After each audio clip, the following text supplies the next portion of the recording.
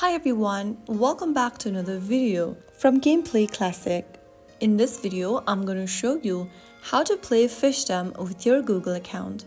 To play Fishdom with your Google account, you can link your Google account to the app, and here is how you do it.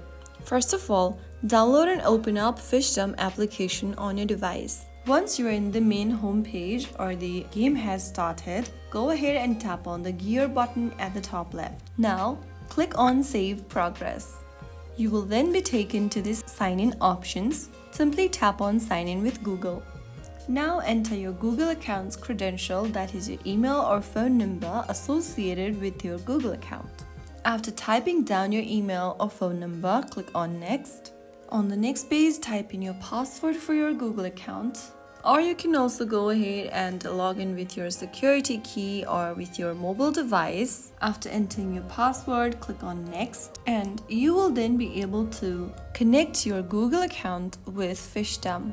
Your Google account will be linked now with your Fishdom account, and from now on, your progress and game data will be saved to your Google account. You can also synchronize your progress across devices using the same account. So that's how you easily play Fishdom with Google account.